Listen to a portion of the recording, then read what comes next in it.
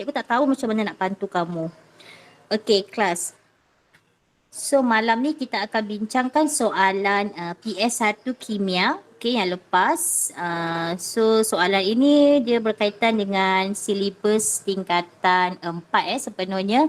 Sebab dia adalah modul pintas soalan tahun lepas. Okey, jadi untuk makluman kamu, kertas kimia ni dia ada dua kertas, kertas 1 dan kertas 2. Kertas 1 soalan objektif 40 soalan. Manakala kertas 2 dia mempunyai 3 bahagian. Okey, kamu boleh tengok dekat bahagian cover depan kertas soalan tu, dia ada 3 bahagian, bahagian A, B dan C. Okey. So bahagian A ni dia lebih kepada soalan struktur. Okey, lebih kepada soalan struktur, respon terhad dan juga respon terbuka. Tapi respon terbuka tak banyaklah. Okey, so markah dia adalah 60 markah dan dia mempunyai 8 soalan. Yang mana setiap soalan tu kalau soalan 1 hingga 4 dia 6 markah. So itu adalah respon terhad lah. Okey. Soalan 5 dengan 6 8 markah. Soalan 7 dengan 8 tu adalah 10 markah untuk setiap satu soalan. So kita nak tengok soalan nombor 1. Okey, soalan nombor 1 ni memang agak familiar. Okey, bahagian tajuk ni iaitu ni adalah tajuk tajuk mana ni? Kalau kita tengok dalam buku dia adalah tajuk struktur atom. Okey, dia adalah struktur atom iaitu tajuk 2.3 tingkatan 4. Okey, so kita baca soalan. Okey, jadual 1 menunjukkan nombor nukleon dan nombor proton bagi unsur P, Q, R dan S. Okey, first kali kamu kena tahu nombor nukleon tu apa? Okey, apa nombor nukleon? Jumlah? Ingat lagi tak jumlah? Jumlah bilangan proton dan nukleus dalam suatu atom. Yes, jumlah bilangan proton dan neutron dalam sesuatu atom. Jumlah bilangan proton dan neutron. Okay, so itu perkara basic yang kamu mesti tahu. Okay, so dekat sini dia bagi P, Q, R dan S dan dia dah bagi nombor nukleon, nombor proton dan bilangan neutron untuk setiap unsur kecuali nombor proton unsur P. So, boleh tak kita cari nilai X tu? Kita keluarkan dahulu maklumat. Boleh cari tak nilai X? Boleh. Okey, boleh. Macam mana kita nak cari nilai X? Nombor nukleon tolak bilangan neutron. Yes, betul. Okey, nombor nukleon kita tolak dengan bilangan neutron. So, 14 tolak 8. So, that kita akan dapat nombor proton atau bilangan proton bagi unsur P adalah berapa kelas? 6. 6. Okey, kita tulis je dulu. Okey, tulis je dulu. Okey, seterusnya kita lihat soalan. Okey, barulah kita tengok soalan yang pertama. So, nampak tak dekat sini dia dah tanya maksud. Jadi, kalau soalan exam nanti, cikgu harap sangat kamu tolong highlight ataupun garis kata kunci soalan supaya kamu tak tersalah menjawab soalan. Okey, so dekat sini kamu garis maksud nombor nukleon. So, dia nak tahu maksud. Jadi maksud tu adalah definisi. Jadi definisi seperti yang Iman bagi tahu tadi iaitu nombor nukleon adalah jumlah bilangan proton dan neutron. Okey, kita tambah sikit dalam nukleus sesuatu atom. Okey, itu adalah yang lengkap lah. Ataupun kalau kamu kata jumlah bilangan proton dan neutron dalam nukleus pun boleh. Alright? Okey. So, kalau saya laju tolong tegur tolong bagi tahu. Okey, so soalan B. Dia nak tanya kita namakan dua zarah subatom. Okey, yang terdapat dalam nukleus. So dalam nukleus kita tahu zarah subatom. Okey, satu atom ni dia ada 3 zarah subatom iaitu elektron, proton dan juga neutron. Okey, tetapi elektron dia berada di petala. Okey, Okay, elektron dia berada di petala, di luar nukleus. So, yang dalam nukleus adalah apa kelas? Proton dan neutron. Yes, proton dan neutron. Senang aja sebenarnya kan soalan ni. Biasa soalan nombor 1, nombor 2 ni senang je. Okay. So, soalan C. Nampak dia tanya kita. Nyatakan nombor proton bagi atom P. So, nombor proton bagi atom P tadi kita dah kira iaitu 6. Okay. Okay, seterusnya soalan D1. Okey, soalan D1, dia suruh kita kenal pasti dua unsur. Okey, dua unsur yang merupakan isotop. Okey kelas, apa maksud isotop ni? Siapa ingat isotop tu apa? Apa maksud isotop? Unsur yang Unsur sama yang mempunyai dengan bilangan proton yang sama sama. tetapi bilangan neutron berbeza. Okey. Okey, dia mesti unsur-unsur. Alamak. Ya. Okey. So, dia mesti unsur-unsur. Maknanya dia lebih dari satu unsur lah kan. Unsur-unsur yang mempunyai bilangan proton sama tapi bilangan neutron berbeza. Itu yang kamu kena faham. Soalan isotop ni dia mesti akan tanya. Kadang-kadang dia tanya maksud. Kadang-kadang dia suruh kita cari unsur yang isotop. Okey, jadi kita kena tengok balik jadual 1. So, kamu tengok dekat nombor proton. Tengok dekat nombor proton. Okey, bilangan proton tu adalah nombor proton. Jadi, nombor proton mana yang sama? Ni cikgu nampak. 11, 11. Jadi, nombor proton dia sama atau bilangan proton dia sama tetapi bilangan neutron dia berbeza.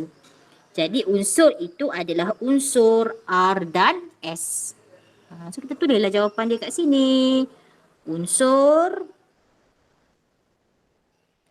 R dan S. Senang aja kan sebenarnya kalau kamu faham dan kamu ingat.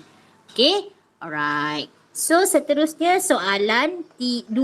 So, antara R dengan S. Okay, antara R dengan S ni dia nak tanya kita isotop yang digunakan untuk mengesan kebocoran paip. Jadi kita tahu yang mengesan kebocoran paip adalah N-natrium 24. Betul tak dalam kita belajar tajuk kegunaan isotop? Okay, yang mengesan kebocoran paip adalah natrium 24 ataupun Na24. Kamu boleh terus jawab natrium 24. Tapi dalam bab kita ni natrium 24 tu unsur mana? Unsur S.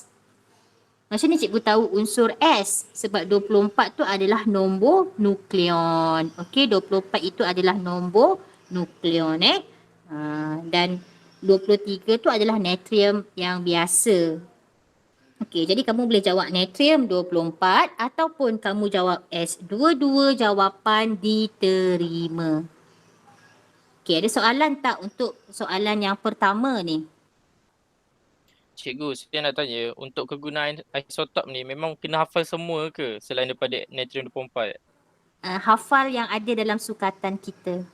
Okey, baik. Contoh macam kobalt 60, karbon 14, fosforus 32. Itu yang biasa ditanyalah. Okey. Alright, seterusnya kita lihat soalan yang kedua. Okey, soalan kedua tentang jadual berkala unsur. Okey, jadual berkala unsur adalah bidang pembelajaran yang keempat. Okey, kalau buku teks tu bolehlah tengok muka surat 78 sampai 100 kot. Okey. Okey, so kita baca soalan. Rajah 2.1 menunjukkan kedudukan 8 unsur. Okey, 8 unsur dalam jadual berkala iaitu A, D, E, G, H, L, M dan T. Yang mana unsur ini bukanlah simbol sebenar unsur. Okey, jadi kita tahu kumpulan 1, 2, 13, 14, kumpulan 1 dengan 2 ni adalah kumpulan logam alkali. Yang tengah-tengah ni adalah unsur peralihan. So bila tengok jadual berkala ni kamu kena tahulah dia punya nama-nama kumpulan tu. Okey, kumpulan 18 adalah kumpulan gas adi ataupun gas nadir. Ni nama-nama dia. So kita tahulah kumpulan 18 ni kumpulan yang stabil oktet. 17 adalah halogen. Okey, so kita tahu serba sedikit kumpulan yang kita belajar sebab dalam tajuk jadual berkala unsur, kita belajar tentang kumpulan 18. Kita belajar kumpulan 1. Kita belajar kumpulan 17 dan kala 3. So, tak adalah banyak sangat kan yang kamu nak kena ingat. Ingat. Yang penting kamu fahamkan dahulu.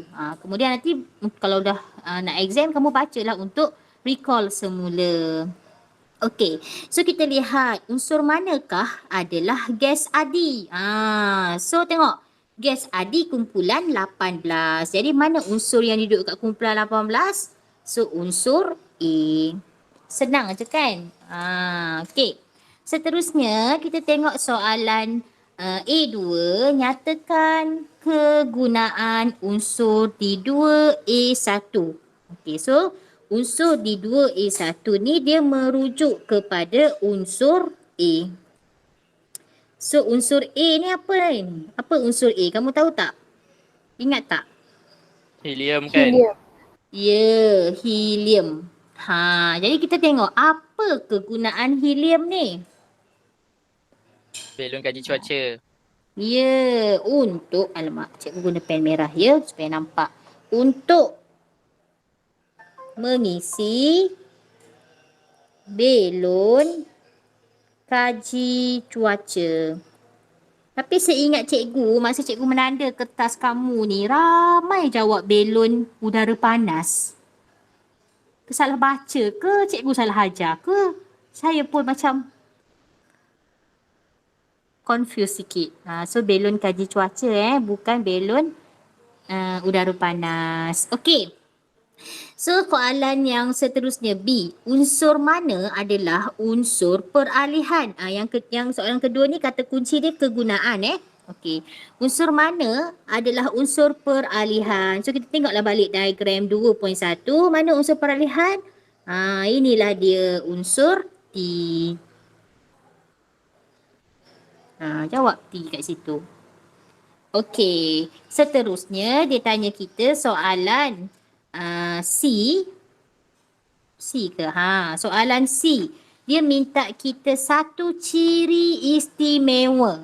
Okey, ciri istimewa unsur peralihan. Okey, unsur peralihan ni dia ada 4 ciri istimewa. Ingat tak? Buku teks. Yang pertama dia berfungsi sebagai mangkin. Boleh tulis dekat sini. Digunakan. Patutnya D tu huruf besar lah kan. Okey, digunakan sebagai mangkin. Okey, selain daripada tu, okey, 4 selain daripada mangkin, dia boleh membentuk ion berwarna atau sebatian berwarna. Yang ketiga, dia boleh mempunyai nombor pengoksidaan yang lebih daripada 1. Nombor pengoksidaan dia tu lebih daripada 1. Contoh dia apa? Ferrum 2, ferrum 3. Kan lebih dari 1 tu. Kemudian dia boleh membentuk ion kompleks. Okey. So contoh dia apa? Ion tetramidakuprom 2, ion heksasionaferat 3. So itu kita panggil sebagai ion-ion kompleks. Okey. Seterusnya kita lihat soalan D. Soalan D ni dia kata rajah 2.2 menunjukkan gas argon. Okey, gas argon yang kita guna dalam mentol. So gas argon ni unsur kumpulan berapa kelas? 18. Ya, unsur kumpulan 18. So kita tahu unsur kumpulan 18 ni adalah gas adi yang mana dia dah bersifat stabil oktet atau duplet. Kan? Okey, so kenapa cikgu kaitkan dengan stabil oktet dengan duplet ni? Sebab ada kaitannya, dia tanya kita terangkan mengapa argon ni sesuai digunakan dalam mentol. Kenapa diguna dalam mentol? Kenapa? Sebab dia tak reaktif dan dia macam personal oktet. Betul. Sebab dia bersifat lengai atau tidak reaktif. Okey, ataupun kita kata dia telah mencapai, cikgu harap kamu boleh bacalah tulisan cikgu yang cantik ni, telah mencapai susunan elektron oktet yang stabil. Okey. So, kalau dia dah capai susunan elektron oktet yang stabil, dia tak akan derma elektron dia. Dia tak akan terima elektron dia ataupun dia tak akan berkongsi elektron dia. That's why lah dia sesuai digunakan di dalam mentol. Okey, faham? Faham. Alright. Okey, kalau ada yang tak faham, tanya tau. Jangan nak simpan-simpan soalan tu. Tanya je. Sebab tu cikgu buat online. Kalau cikgu tak nak kamu tanya soalan, cikgu record je video, cikgu blast je dekat kamu. Kan? So cikgu nak ada dua hala. Kamu tanya, cikgu jawab. Cikgu tanya, kamu jawab. That's why kita buat secara Google Meet. Okey, seterusnya kita nak tengok soalan nombor 3. Okey, soalan nombor 3 ini adalah tajuk tentang jirim dan struktur atom. Iaitu dia, kalau kita tengok buku teks, dia tentang pemanasan naftalena. Okey, pemanasan naftalena yang kita belajar di bawah tajuk perubahan keadaan jirim. So kalau yang ada buku teks, bolehlah rujuk buku teks muka surat 26, 27 dan 28. Okey, jadi kita baca soalan. Rajah 3.1 menunjukkan graf suhu melawan masa bagi pemanasan naftalena. Okey, so kita nampak dekat sini. T1, T2, T3, T4. T tu masa Okey, T tu adalah masa. Jadi kita nampak, okey, pada T1, okey, pada T1 ini naftalena tu adalah dalam keadaan pepejal. Okey, dalam keadaan pepejal, kemudian kita panaskan naftalena tu. Ingat tak eksperimen ni yang kamu buat ni? Yang first eksperimen tingkatan 4 kamu buat dengan cikgu. Ingat. Kalau siapa tak ingat boleh rujuk modul surat 8. Wow, bagus Iman. Betul. Modul cikgu dah mana letak dah modul tahun lepas. Okey, bagus Iman. Okey, so and then pada tahap pula dah. Pada suhu T2, okey, suhu pula dah, bukan suhu T tu, masa. Aduh, kenapa saya tersasul ni? T1 tu masa titik yang pertama. Okey, pada masa yang kedua, T2 ni, iaitu pada suhu 80 darjah Celsius, okey, naftalena tadi dah mula melebur. Okey, naftalena tu dah mula melebur. So daripada masa T1 hingga T2, kita nampaklah suhu tu meningkat daripada 50 sampai ke 80. Okey. So dalam pada masa tu, tapi daripada T1 hingga T2 ni dia dalam keadaan pepejal. Okey, dia dalam keadaan pepejal. Pada suhu 80 barulah naftalena itu mula melebur. Okey, kemudian daripada T2 sampailah T3, keadaan pada masa ni dalam keadaan pepejal dan cecair. Okey, pepejal dan cecair. So pada masa ni kita katakan proses peleburan sedang berlaku. Okey, proses peleburan sedang berlaku. Okey, kalau kamu nampak, ada tak perubahan suhu dekat sini? Suhu dia maintain 80 kan? Betul. Okay, suhu dia maintain 80. That's why masa kamu buat eksperimen ni dia dalam 79, 70. Dia adalah sikit perubahan tu 79 ataupun 76, 77, 78, 79 tapi lepas tu dia turun sikit. So suhu tu tak berubah lah kita kata Sebab pada masa ni kenapa suhu tu tak berubah ataupun suhu tu tak meningkat? Sebab pada masa ni tenaga haba yang diserap oleh naftalena, zarah-zarah naftalena tu dia digunakan untuk mengatasi daya tarikan antara zarah-zarah naftalena. Sampailah semua pepejal ni ditukarkan menjadi cecair pada titik T3, masa yang ke T3 ni. Okay, and then masa dekat T3 ni semua naftalena dah berubah menjadi cecair dan kita panaskan lagi sampai dia menjadi gas. Okay, so pada T4 ini, okay, ni keadaan cecair. Okay, T3 hingga T4 cecair. So pada T4, okay, naftalena tadi dah berubah menjadi keadaan gas. So iaitu pada suhu berapa? 100 darjah Celsius.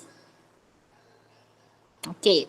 So ada soalan tak nak tanya untuk rajah 3.1 ni? Cikgu harap kamu faham.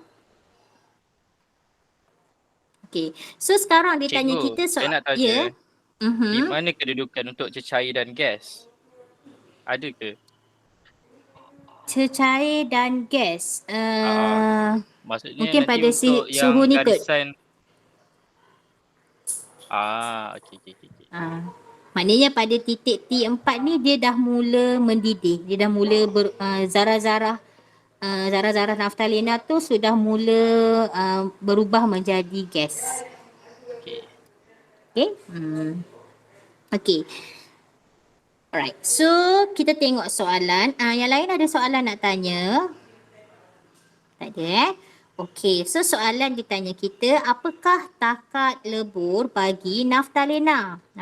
Soalan dia nak takat lebur. So takat lebur tu suhu di mana naftalena tu mula melebur. So berapa suhu dia? Pada suhu 80 darjah Celsius. Kena tulis unit dengan betul. Okey, darjah Celsius. Okey, seterusnya. Nampak tak dia tanya kita lagi? Terangkan. Kalau terang ni mesti markah dia lebih daripada 1. So dekat sini 2 markah. Terangkan mengapa suhu tidak berubah dari T2 hingga T3. So tadi cikgu dah terangkan. So kenapa kenapa suhu tu tidak berubah? Kerana cikgu buat dalam bentuk point Point yang pertama kerana tenaga haba diserap. Okey, tenaga haba diserap. Okey, tenaga haba diserap untuk apa? Digunakan untuk mengatasi ambil je daripada buku teks tu, untuk mengatasi daya tarikan. Okey, untuk mengatasi daya tarikan antara zarah pepejal naftalena. Macam tu je. Boleh ke? Ada yang tanya soalan dekat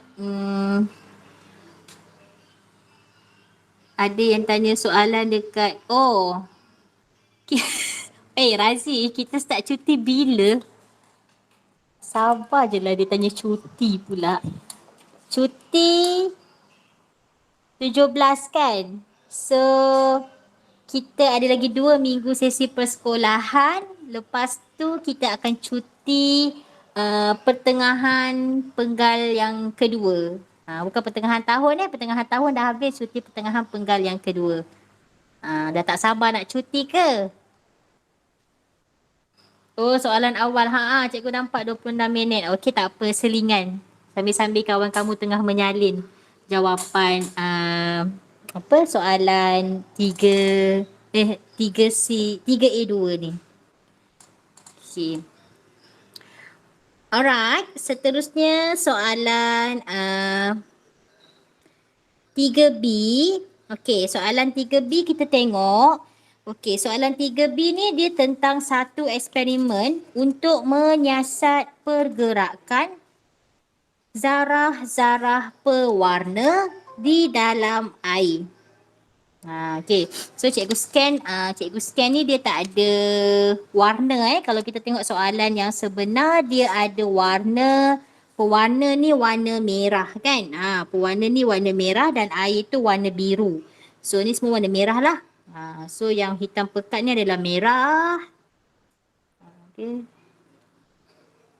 So kita nampak lah zarah-zarah pewarna ni dia akan berada di antara zarah-zarah air. Okay, kamu rujuk soalan ya. Mesti rujuk soalan sebab cikgu scan warna hitam putih je.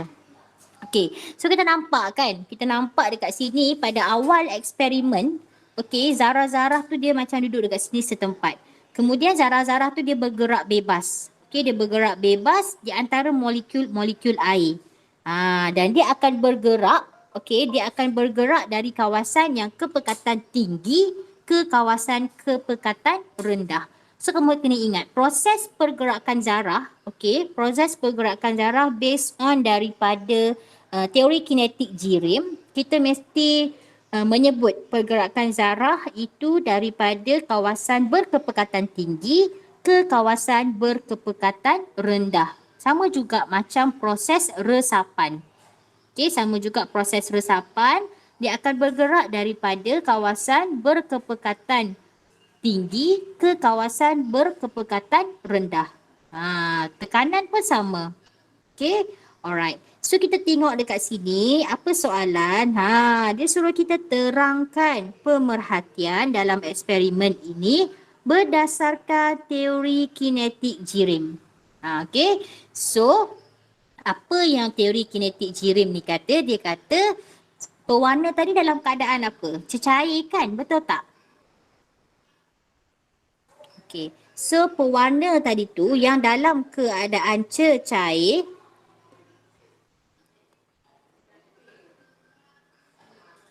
okay, pewarna yang dalam keadaan cecair ni dia terdiri daripada zarah yang halus dan diskrit. Ini apa yang teori kinetik Jirim cerita tentang keadaan zarah cecair. Okey, kemudian apa yang berlaku apabila pewarna tadi tu kita masukkan dalam air? So zarah-zarah pewarna tadi, zarah-zarah pewarna tadi akan bergerak bebas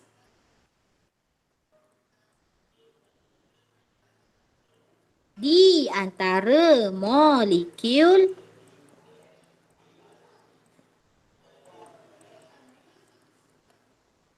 di antara molekul-molekul air dari kawasan berkepekatan tinggi ke kawasan berkepekatan rendah. Okey, so kalau kamu nampak dekat sini dua markah. Kan? Okey, dua markah tu yang mana?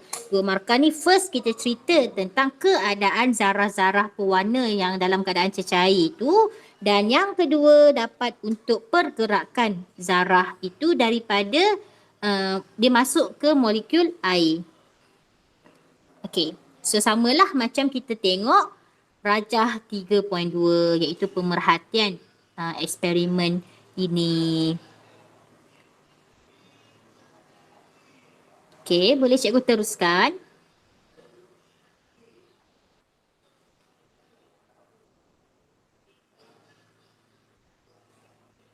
Okey, senyap je, semua orang tengah menyalin ke? Boleh. Okay. Dengan salin sebenarnya, tapi tak apa, saya dah ambil gambar dah. Dah ambil gambar. InsyaAllah besok cikgu akan blast record rakaman ni dalam YouTube. Nanti cikgu akan share dalam group So mana bahagian yang kamu tercicir, so bolehlah. Tak payahlah nak tengok sampai sejam kan video tu. Cikgu pun tak lalu nak tengok video sejam ni. So kita skip mana bahagian yang perlu kamu beri penekanan. Okey, seterusnya kita tengok soalan C. Dia kata aluminium mempunyai 13 proton. Okey, cikgu highlight dekat 13 proton je. So dia nak suruh kita buat apa? Lukis susunan elektron bagi atom. Berapa markah kelas? 1 markah je cikgu. Okey, first nak lukis susunan elektron. Kita kena buat apa dulu? Kita kena tahu apa?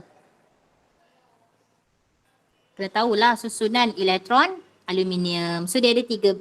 So 2, 8, 3. Okey, tapi kamu tulis 283 tu tak dapat markah pun. Cuma kamu senanglah nak lukis elektron dia tu kan dekat petala.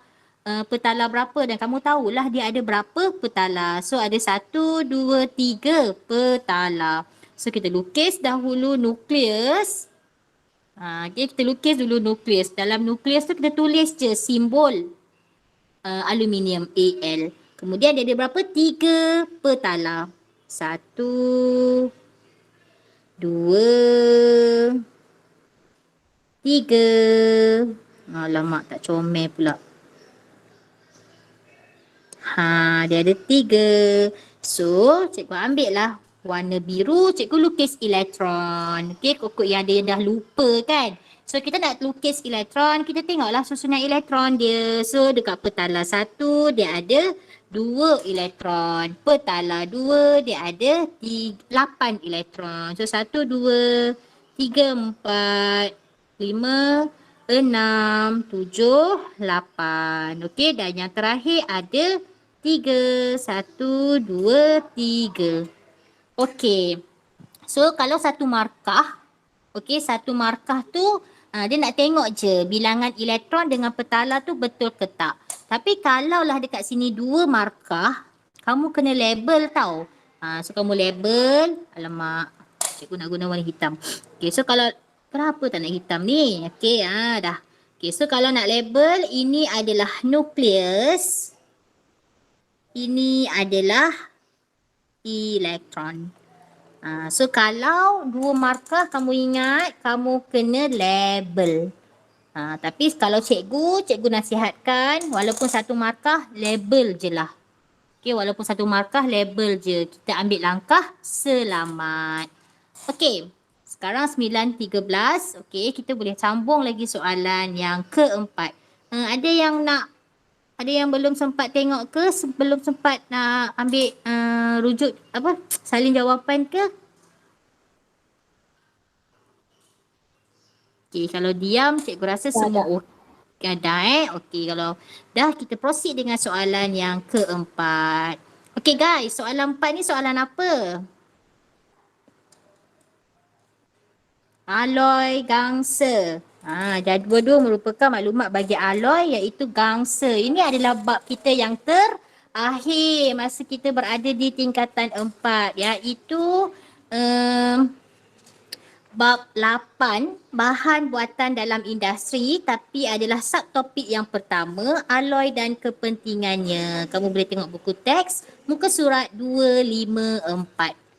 Okay, buku teks, muka surat 254. Okay, so alloy ni, apa bezanya alloy dengan logam tulen? Alloy ni logam kan, dia memang logam juga. So apa beza alloy dengan logam tulen, kelas? Ingat lagi tak? Sambil-sambil kita bincang, cikgu recall lah topik tingkatan 4 kita kan. Okey, apa bezanya alloy dengan logam tulen?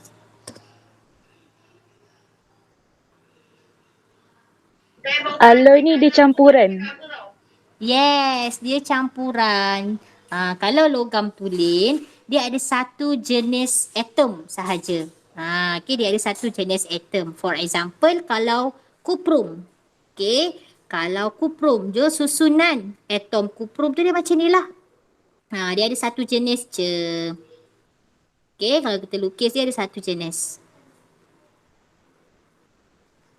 Saiz dia pun sama besar. Ni cikgu lukis buat petot sikit. Okey, tapi kalau lukisan yang sebenar dia sama besar. Okey, tapi kalau alloy, kalau alloy contohnya cikgu ambil gangsa. Gangsa ni dia terdiri daripada kuprum. Okey, contoh kalau gangsa ni dia daripada kuprum dan sternum. Kuprum dan sternum. So dia punya susunan atom ataupun susunan atom gangsa ni dia macam ni. So ni adalah dalam gangsa kuprum dia ada lebih kurang 90%, sternum dia ada 10%. So sternum tu kecil je. So cikgu lukis sternum tu macam tu lah. Sternum tu kecil je. So kuprum tu kecil pula besar. So cikgu lukis kuprum. Itulah macam ni lah susunan atom gangsa. Nampak tak? Cikgu, saya nak tanya yang bulat-bulat kecil banyak tu, yang tu kuprum ke sternum? Kuprum. Okay. Kenapa dia kuprum? Sebab ni adalah kuprum. Yang ini sternum. Sebab kuprum kan 90%. So kuprum banyak. Sternum ada 10% je. So sternum tu sikit. Tapi saiz sternum tu berbezalah dengan kuprum. Okay? Kenapa berbeza? Supaya atom kuprum tu bila kita bagi daya tekanan yang kuat, dia susah nak menggelongsor. Dia susah nak bergerak. So that kita kata alloy ni dia lebih keras berbanding logam tulen. So kita tengok jadual 2 dia kata apa? Gangsa lebih keras berbanding logam tulen. Dan gangsa terdiri daripada kuprum sebagai komponen utama. Kenapa komponen utama? Sebab dia 90% kuprum. Dan unsur logam lain. So logam lain ini adalah sternum. Sternum ataupun nama lain dia kita kata timah. Ataupun timah yang mana 10%. Yes, ada soalan ke?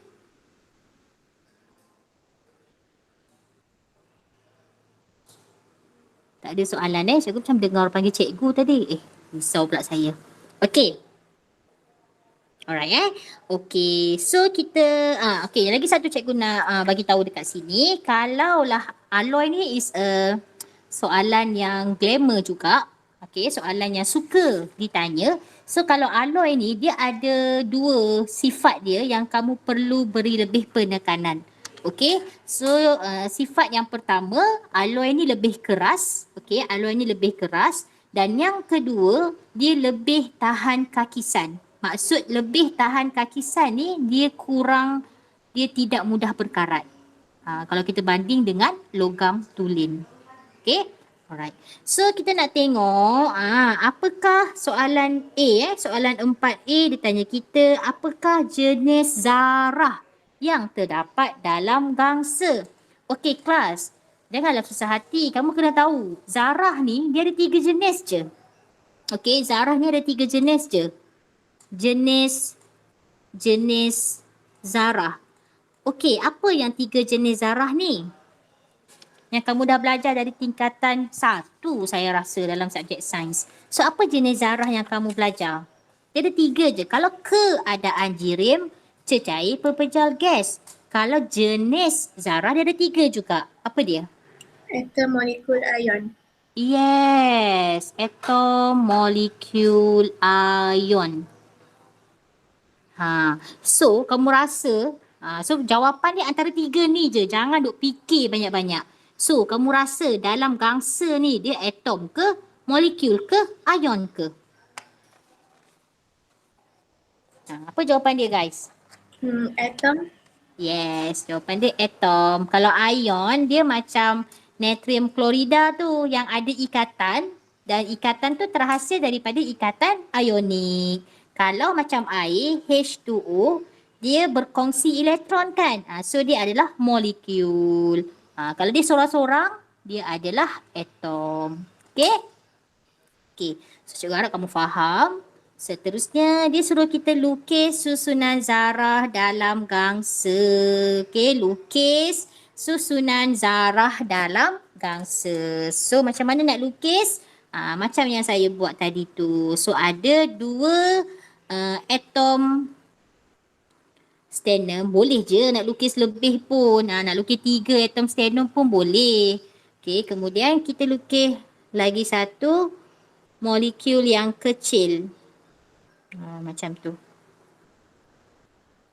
Yang penting lukisan kamu tu nampak dia dalam keadaan pepejal. So zarah-zarah tu dia sesusun rapat dan nampak ada dua jenis atom yang berlainan saiz.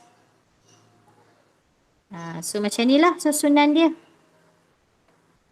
Ini contoh lah. Okay, ada je yang betul kawan kamu yang jawab masa exam.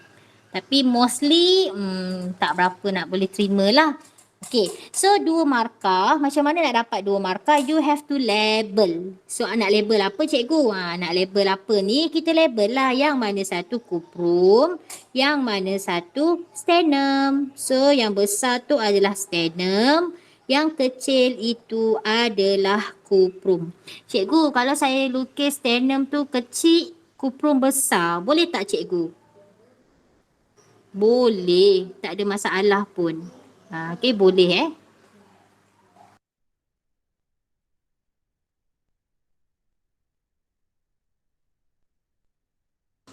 Okey, ada soalan nak tanya tak untuk soalan 4B?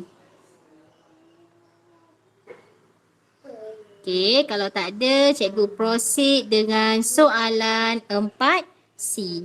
Okey, mungkin ini adalah soalan terakhir kita untuk malam ini Okey, soalan 4C dia tanya kita gangsa lebih keras daripada kuprum tulin. Terangkan. Okey. Untuk bahagian ini kamu boleh rujuk muka surat 257. Buku teks muka surat 257. Okey, iaitu kita nak melihat perbandingan sifat alloy dan logam tulin. Okey, so alloy ni dia sifat dia berkilat, tahan kakisan dan keras. Manakala logam tulin dia punya permukaan pudar, dia mudah terkakis dan dia kurang keras dibandingkan dengan alloy. Jadi kalau kamu tengok dekat buku teks kamu, muka surat 257 yang bahagian bawah sekali, rajah 8.7 itu adalah susunan atom di dalam alloy. Okey. So, macam mana kita nak bandingkan? Okey, dekat sini dia 3 markah kan? Okey, so kita kena buat dalam 3 penerangan.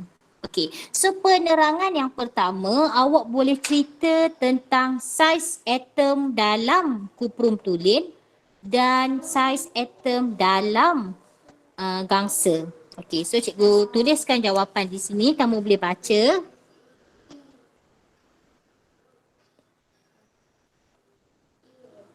Cikgu guna short form sebab nak jimat ruang. Dalam exam tak dibenarkan.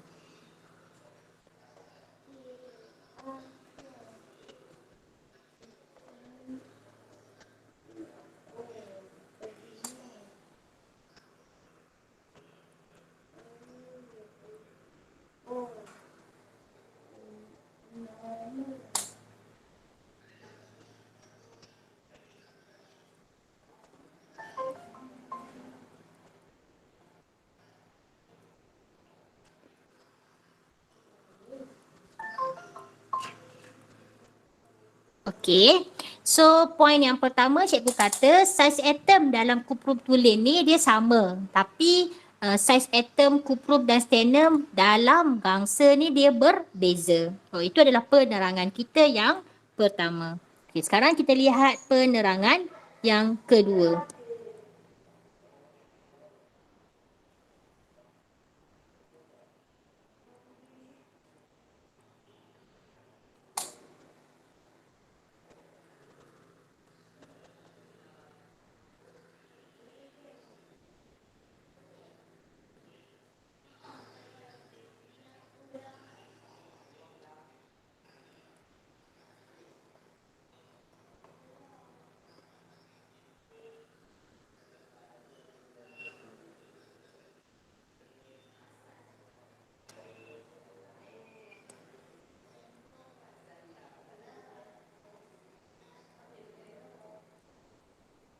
Okay. So poin yang kedua, apabila daya dikenakan ke atas logam tulen, lapisan atom ini akan mudah menggelongso. Manakala yang ketiga,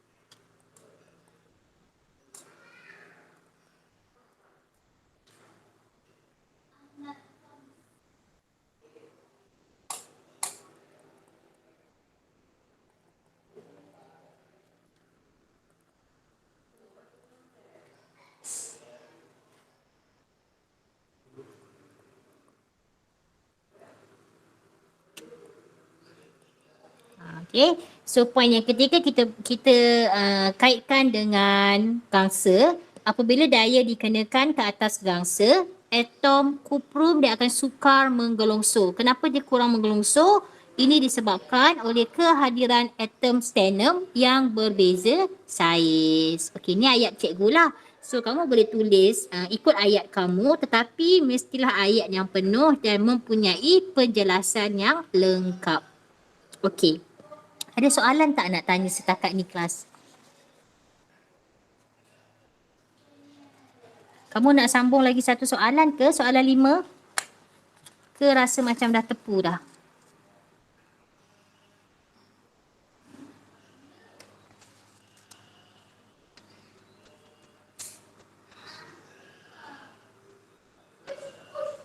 Boleh. Okey. Yang lain okey ke? Kalau boleh boleh tulis nombor 1. Okey, kalau boleh tulis nombor 1 dekat ruangan chat. Kalau tak boleh tekan nombor 0.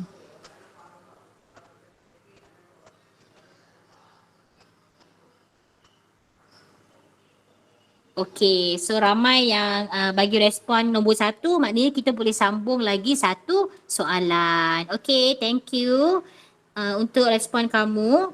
So kita tengok soalan yang kelima. Okey, soalan yang kelima ini adalah tentang formula empirik. Cikgu, bab berapa formula empirik ni? Okey, formula empirik ni adalah bab 3.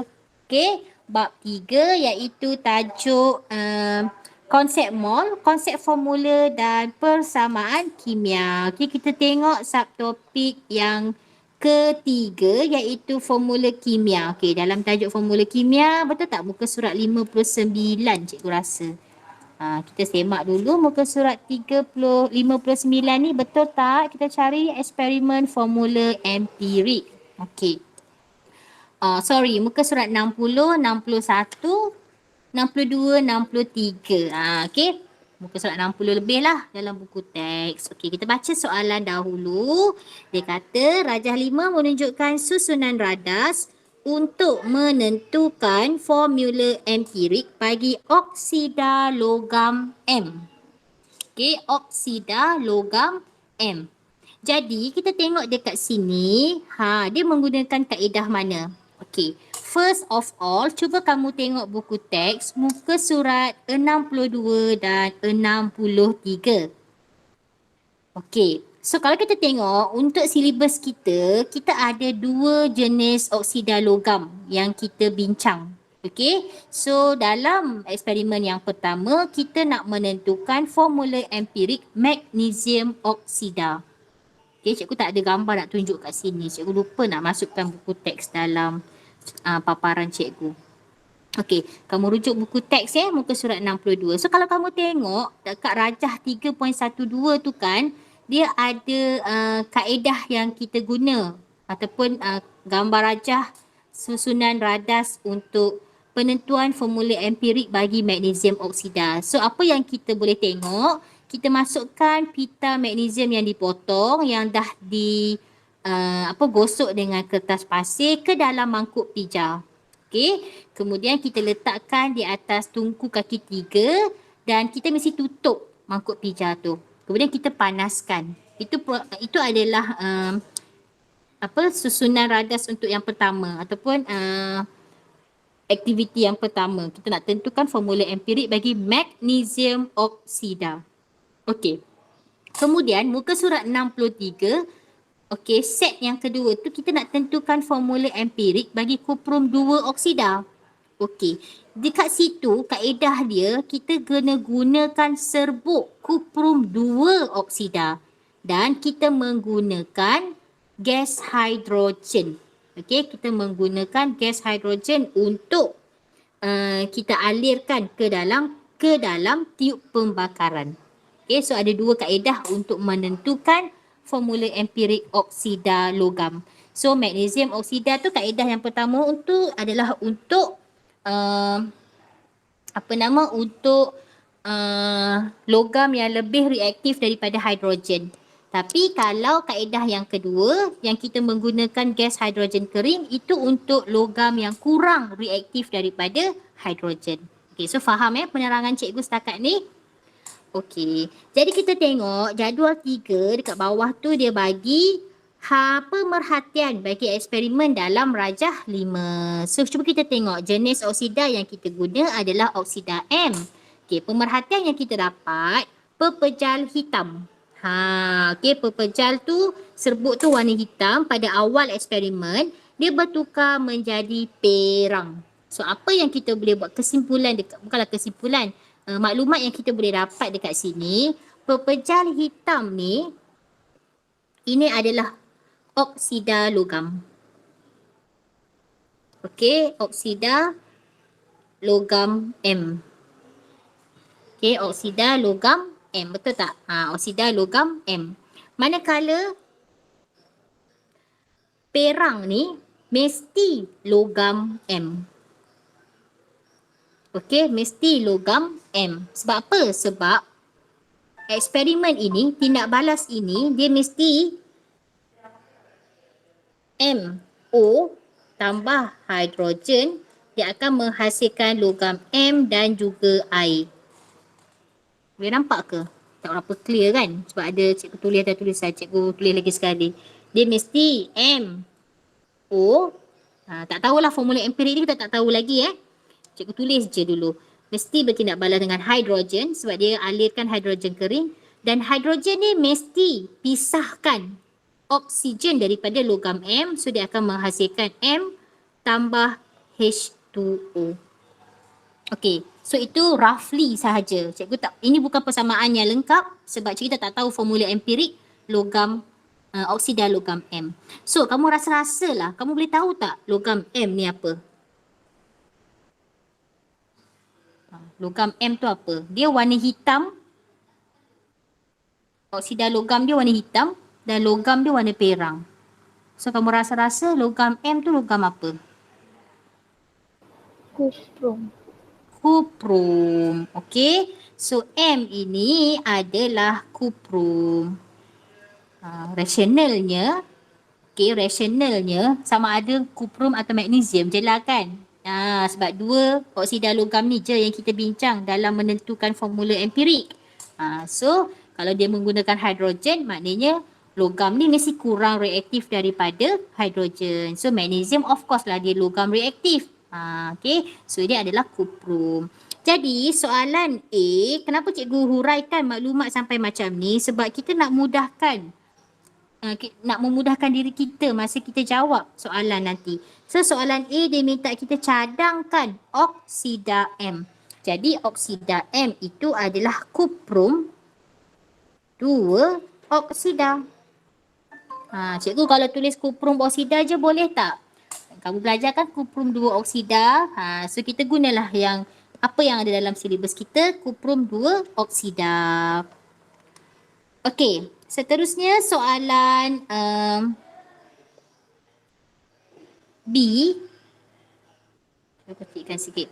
Okey, soalan B ini adalah jisim oksida M dan logam M yang diperoleh daripada eksperimen tadi. Okey, so kita tengok jisim tiup pembakaran dengan piring porselin. Maknanya dia di awal eksperimen. So jisim dia adalah 39.25 gram. Kemudian kita tambah oksida M. Jisim tiup pembakaran piring porselin dengan oksida M sebelum pembakaran So dia punya jisim adalah 47.99. Okey. Kemudian last kita tengok jisim tiup pembakaran dan hasil pembakaran selepas pembakaran. So dekat sini dia cuma ada logam M sahaja. Okey, logam M sahaja. Kalau yang atas tu adalah oksida M. Bawah tu adalah logam M sahaja. Dan jisim dia adalah 44.75. Okey. Kenapa saya tekankan? Supaya cikgu nak kamu fahamkan betul-betul maklumat yang dia bagi. Baca betul-betul. Okey. Dia bagi dekat kita jisim atom relatif O adalah 16. M adalah 55. Jangan duk cari dalam jadual berkala. Sebab kata 2 setahu saya dia bagi tak jadual berkala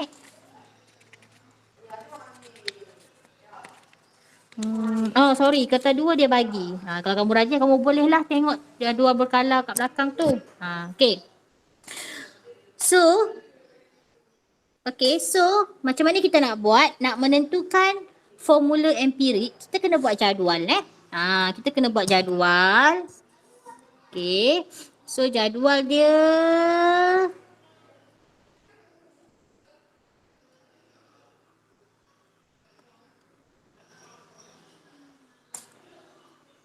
ni jadual dia.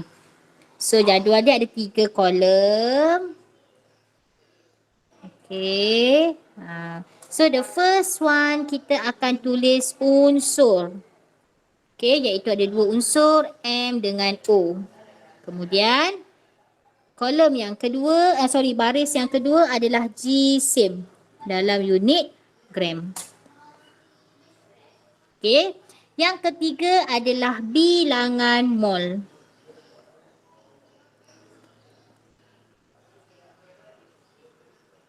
Apa pula ni? Okey.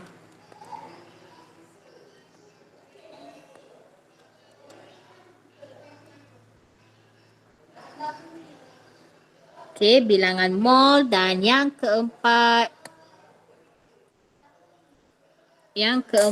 adalah nisbah.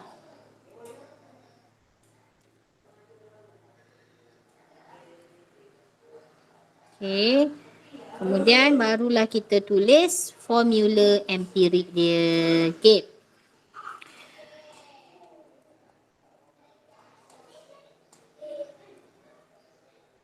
Okey. So kita tengok jisim M dengan O. Macam mana kita nak cari jisim M dengan O? Okey. So jisim M. Okey. Jisim M. Macam mana nak cari jisim M? Cikgu nak guna pen merah sebab pen hitam tak berapa jelas. Okey, jisim M. Okey, jisim M, logiknya kamu nak ambil yang mana, tolak yang mana?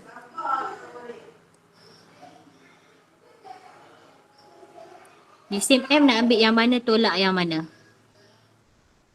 Yang atas sekali tolak bawah sekali. Yang atas sekali tolak dengan yang bawah sekali. Kenapa? Sebab yang ini jisim tiup pembakaran tambah piring porselin. Kosong kan? Yang bawah jisim tiup pembakaran tambah piring porselin tambah logam M.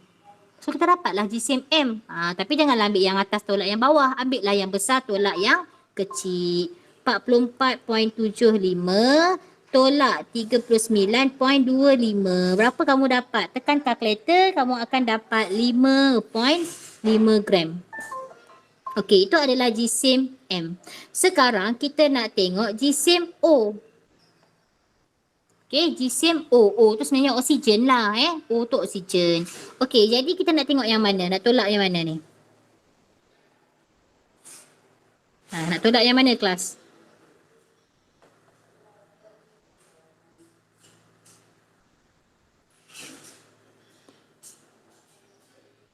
Rasa-rasa nak tolak yang mana? Mana yang ada oksigen? Yang ni kan? Yang tengah tu yang atas je cikgu. Yang tengah tolak yang atas. Kalau Yang kita tolak bawah ambil kan? kejap kita respon satu-satu. Kalau yang tengah tolak yang atas, nanti kamu akan dapat jisim oksida M. Okey, kalau kamu ambil yang tengah tolak yang atas, kamu akan dapat jisim oksida M.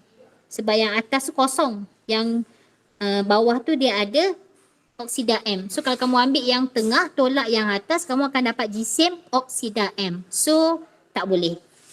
Okey, tak boleh. So yang kedua, kawan kamu kata cikgu yang tengah tolak yang bawah.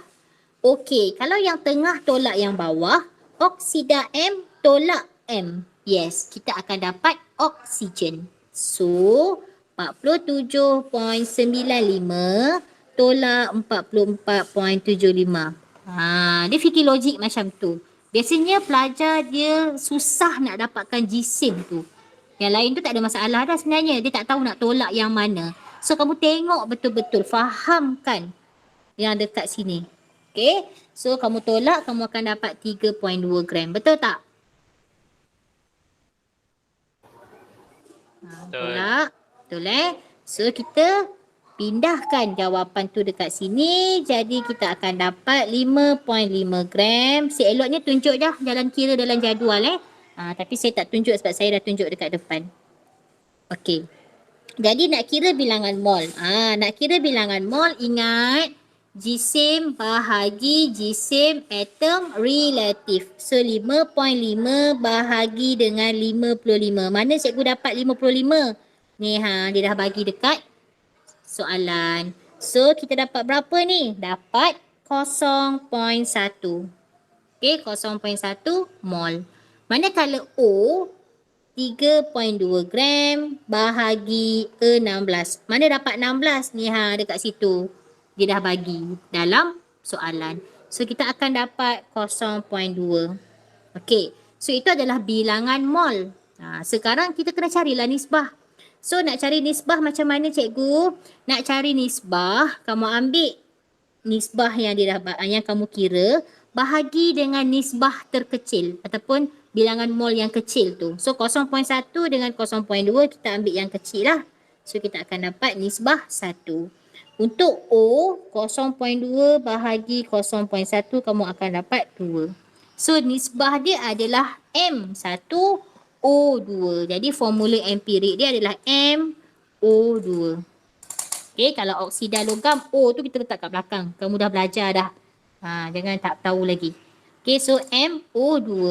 So dia berapa markah? 3 markah. Biasanya 3 markah ni, 1 markah untuk pengiraan jisim, 2 adalah untuk bilangan mol dan juga nisbah, dan yang ketiga jawapan akhir formula empirik. So itulah 3 markah.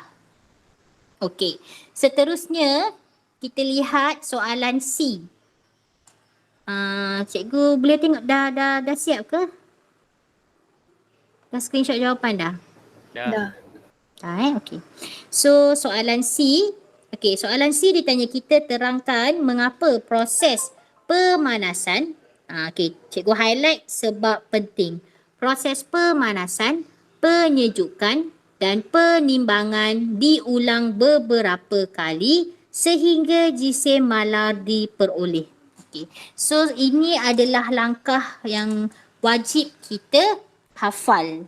Dia suka tanya. Kalau soalan macam ni dia suka tanya. So jawapan dia kita kena ulang beberapa kali proses pemanasan, penyejukan dan penimbangan tu untuk memastikan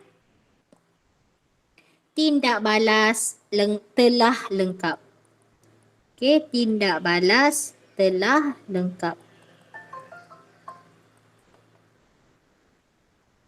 Okey. Boleh ya? Okay. Seterusnya, tuliskan persamaan kimia. Okey, tuliskan persamaan kimia bagi tindak balas antara oksida M dengan hidrogen. So, sama macam cikgu terang dekat tadi. Cuma yang atas first tu, cikgu tak tulis betul-betul sebab kita tak tahu formula empirik oksida M tu berapa. Okey, so kita dah tahu dia MO2.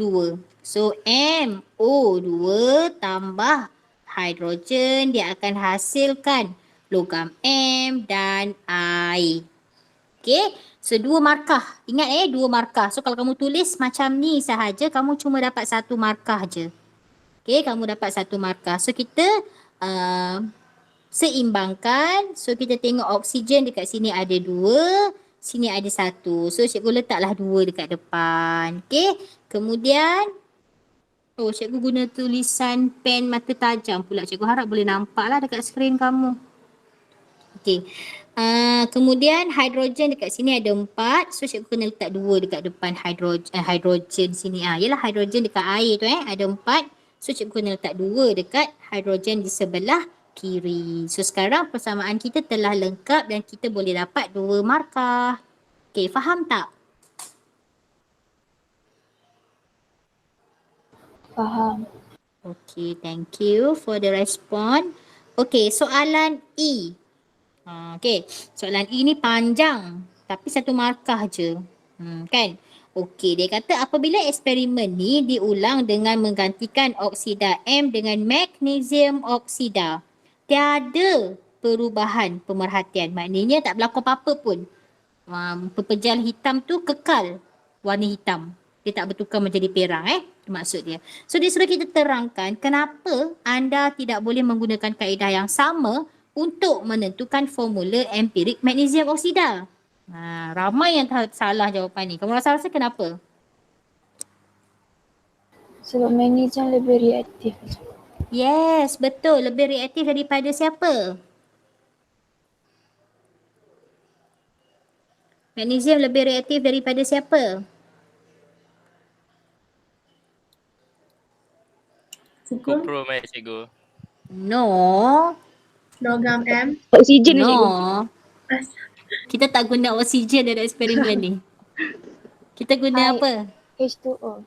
No, kita tak guna H2O. Kita guna apa? Hidrogen. Hidrogen. Okay, sebab dia lebih reaktif daripada hidrogen. Hidrogen duduk dekat mana dalam siri kereaktifan logam? Ingat lagi tak? Hidrogen duduk dekat mana? Dalam siri kereaktifan logam ada 2 betul dekat tengah-tengah. Jawapan selamat sangat. Okey, dia duduk di antara sekejap. Dalam siri kereaktifan logam ada 2 unsur bukan logam kita masukkan dalam siri kereaktifan logam iaitu karbon dengan hidrogen. Kenapa? Sebab kedua-dua ini bertindak balas dengan oksigen. So kita boleh bandingkanlah kereaktifan 2 unsur ini dengan unsur logam yang lain. So dekat mana duduknya hidrogen? Ingat lagi tak susunan kereaktifan logam? Ingat lagi tak?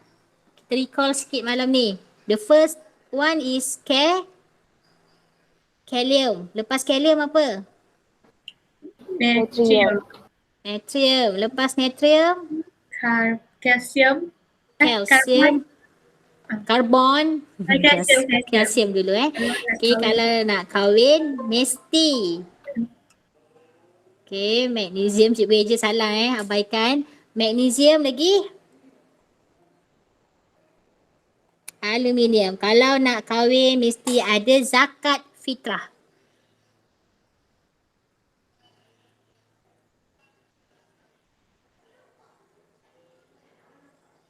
Okay, cikgu kecilkan sikit lah. Nampak dah. Okay, kalau nak kahwin mesti ada zakat fitrah supaya perkahwinan pula pelambem lah. Supaya perkahwinan kekal hingga akhir hayat. Akhir argentum dan the last one is aurum. Okay. So, okay. Cikgu. So, Cikgu. Zakat Fitrah. kan. Itulah dia korang ni tak tegur cikgu. Ni ferrum. Ni apa zinc kan? Patutlah cikgu rasa lain. Baru betul. Okay. So, dekat mana duduknya karbon? Karbon ni, cikgu suka susun karbon dulu tau sebab senang. Karbon ni dia duduk antara A to Z. Kamu tahu tak kumpulan A to Z tu? Pernah dengar tak kumpulan A to Z? Tak pernah kan? Maknanya zaman cikgu dah lama dulu lah. Okay, dulu ada kumpulan A to Z. Best tau lagu dia. So cikgu suka lah. So cikgu dulu ingat, oh karbon ni dia duduk antara A to Z. Lagi pun kamu ingatlah A tu huruf paling awal, Z tu huruf paling akhir kan. So karbon duduk kat sini. Ni karbon. Okay, dan hidrogen dia mesti selang satu.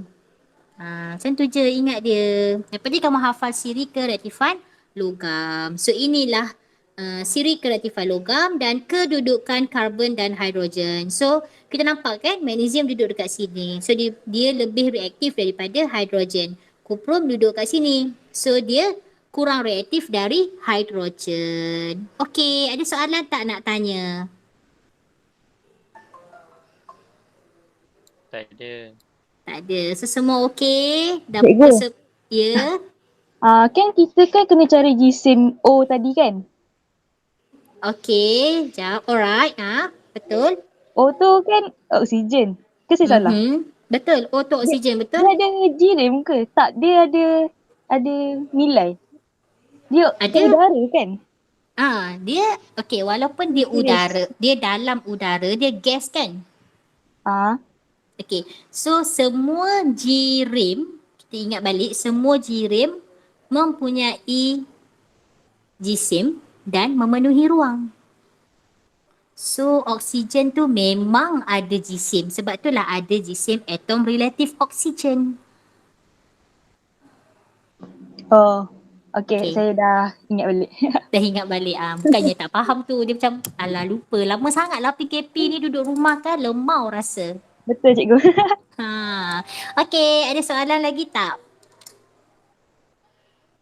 Okay, so macam biasa, cikgu akan keluar lambat 5 minit. Okay, so kalau ada yang nak bertanya soalan tapi malu untuk bertanya dengan kawan-kawan yang ada, so boleh bertanya dengan saya selepas semua dah keluar. Cikgu akan stay sampai pukul 10.